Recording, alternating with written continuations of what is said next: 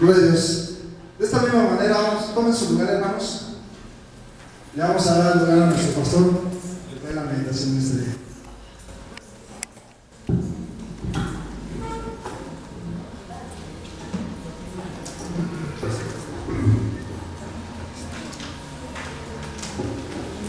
Gloria a Dios. Vengan a la luz, por favor, hermano Anastasio. Amén. Vamos a ponernos de pie, vamos hermanos, por favor. Sean todos bienvenidos a la casa de Dios. Amén. Esta es la primera iglesia bautista de Charco, pan, vino y aceite. Denle un fuerte aplauso al Señor, por favor.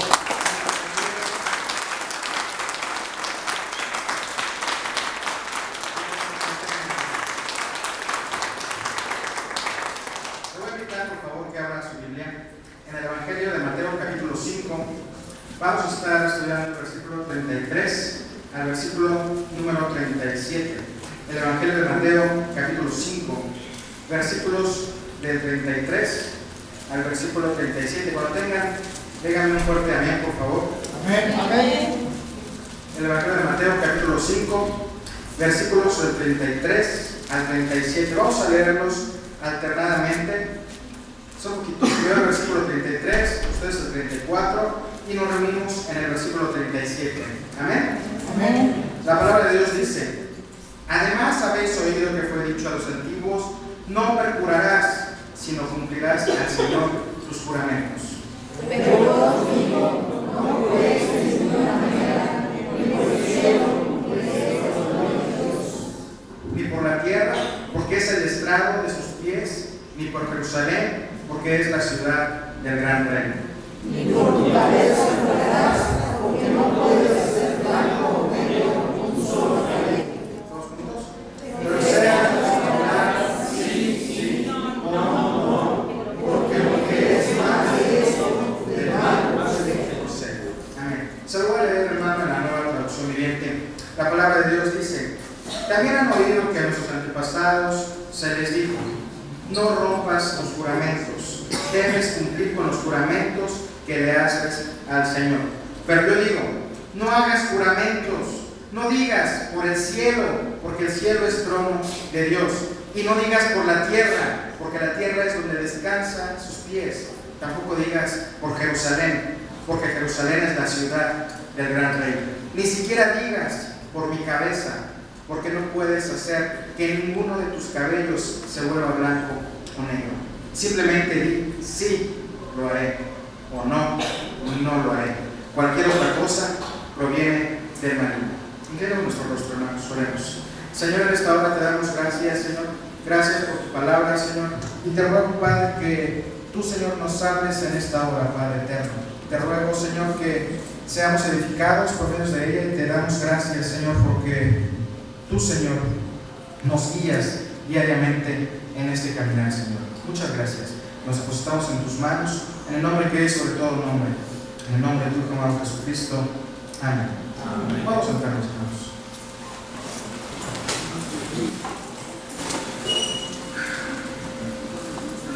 Nos encontramos el día de hoy, hermanos, estudiando 6 antítesis que aparecen en el capítulo 5 del Evangelio de Mateo, específicamente en el verso 21 en adelante. El Señor Jesucristo empieza a ejemplificar la forma correcta de interpretar la ley en el Antiguo Testamento. Como hemos visto antes, los escribas y los fariseos eran los líderes religiosos en aquellos tiempos. Tenían una forma muy peculiar de interpretar las Escrituras. En vez de acomodarse a los estándares de la ley, acomodaban la ley a su comodidad y a sus estándares personales. De ese modo, según ellos, cumplían al 100% la ley y las Escrituras. La ley, hermanos, Dios nos las dio para mostrar al hombre cuál era la norma de santidad que él requería. También nos la dio, hermanos, para enseñarnos a los hombres que por nuestras propias fuerzas no podemos llegar a la medida que nos demanda la ley. necesitamos de Dios, hermanos. Solos no podemos hacer las cosas. La ley, hermanos, nos muestra la incapacidad de nuestra naturaleza pecaminosa, de nuestra naturaleza caída. Y es ahí, solamente ahí, cuando nos damos cuenta que somos pecadores. Y es cuando reconocemos y vamos a buscar la misericordia ¿de quién? De Dios. De Dios. Una buena interpretación de la ley, hermanos, es realmente exageradamente importante, ya que interpretarla correctamente nos lleva a ver lo pobres en espíritu que realmente somos. Pablo dijo, por medio de la ley es el conocimiento del pecado. Si la ley no dijera, no codiciarás, dice Pablo, no sabría que codiciar es pecado. Una interpretación deficiente de las Escrituras, hermanos, nos lleva a una interpretación deficiente de nuestros pecados. Y es lo que les pasaba a estos hombres. Y eso, hermanos, es lo que pasa muy a menudo en nuestros días. Gente que saca textos fuera de contexto para acomodar la palabra a su estilo de vida pecaminoso, enfermo y sucio. Iglesias que en lugar de confrontar con el pecado, apapachan el pecado, hermanos. Ay, pobrecito, tienes 3 mujeres. No importa, pásale, dale tu diezmo, en el altar. Ay, no me digas, eres homosexual. No importa, pásale, deja tu diezmo en el altar. No te preocupes. Apapachan el pecado, hermano, en lugar de decirles que es pecado y es rebelión contra Dios. Gente que lucra con la fe y la necesidad de la gente, hermanos. Y mientras las iglesias, ¿qué estamos haciendo? Estamos dormidas sin hacer absolutamente nada, dejando que miles, hermanos, miles sigan a estos ciegos. ¿Qué no nos damos cuenta, hermanos, de la gravedad de esta situación? No nos damos cuenta que si seguimos así, mucha gente se va a perder.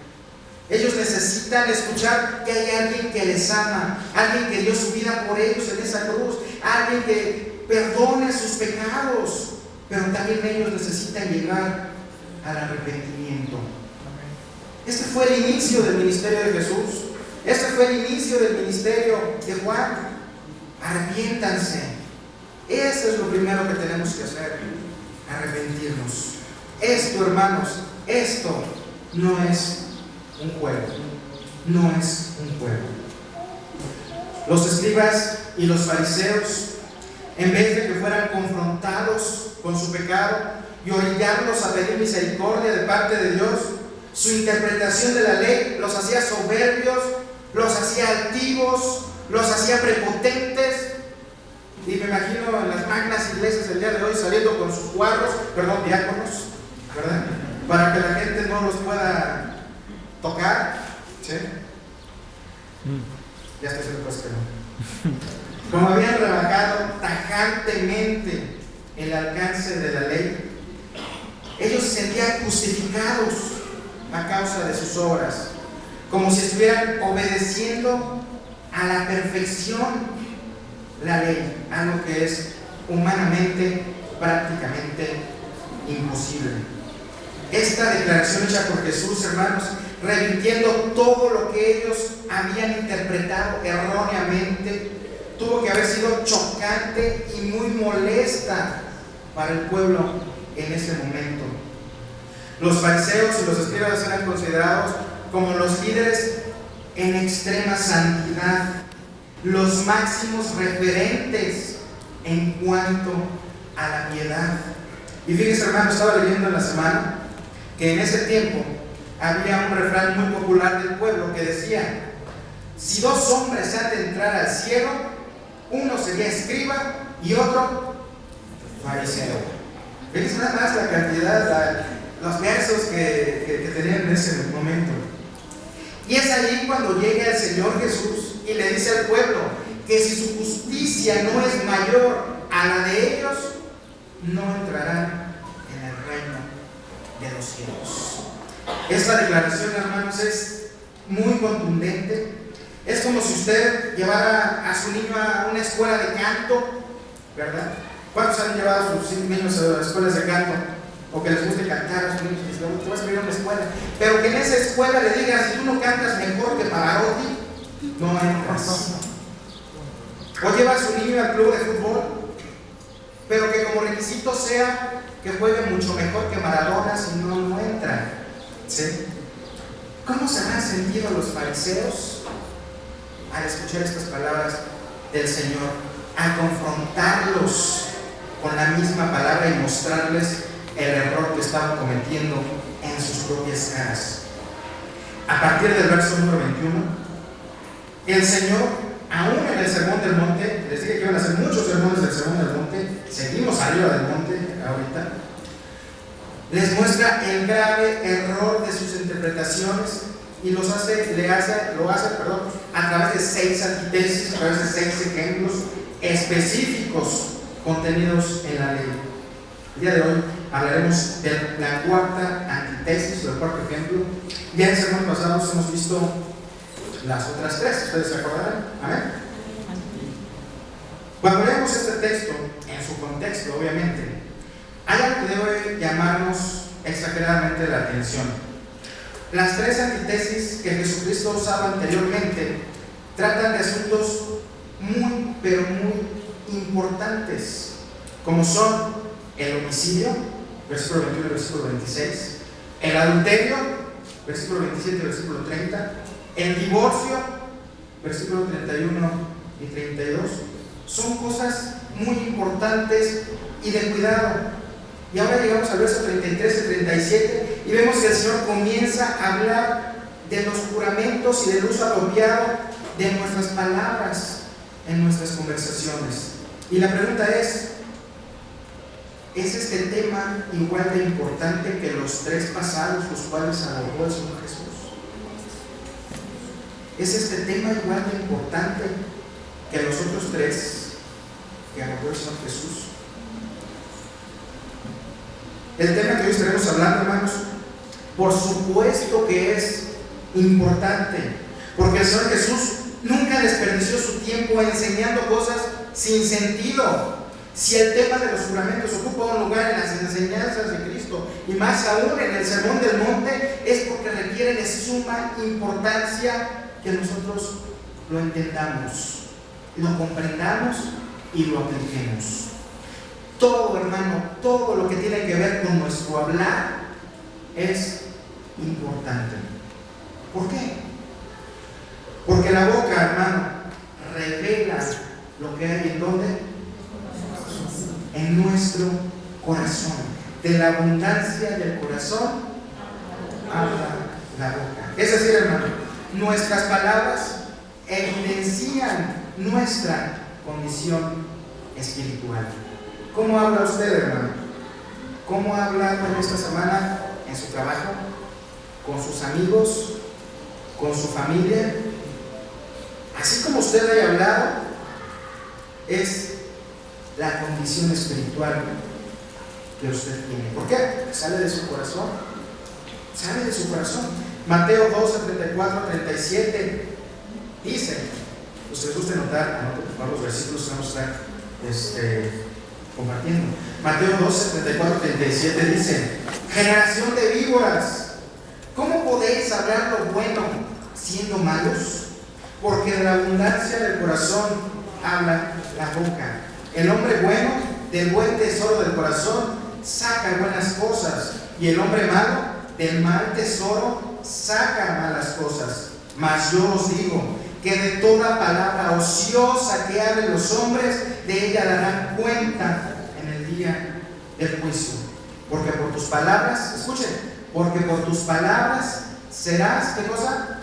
Justificado. Y también por tus palabras serás, ¿qué cosa? Condenado. ¿Es importante lo que hablamos? ¿Es importante lo que decimos? Por supuesto que sí. Claro que es importante. A través de nuestro hablar se manifiesta si hemos sido alcanzados por Dios o si seguimos nuestra vida pecaminosa y mundana. ¿Qué es jurar, hermano? Aquí traeré la pregunta: ¿qué es jurar? Estamos hablando en el contexto de los juramentos. ¿Qué es jurar? Sencillo. Es llamar a Dios como testigo, es llamar a Dios como testigo de la veracidad de una declaración o un carácter obligado a una promesa. Al jurar, hermanos, es como si llamáramos a Dios para que fuera nuestro testigo de que nuestras palabras son verdaderas. De que nuestras palabras son verdaderas. ¿Y qué es perjurar? Más sencillo, es jurar falsamente. Jurar falsamente. Quiere decir que alguien juró algo que no era verdad o hizo una promesa que sabía que no iba a ¿qué cosa? A cumplir. ¿Qué es lo que pasaba en esta época en cuanto a los juramentos, hermano? Pues resulta, le voy a contar la historia.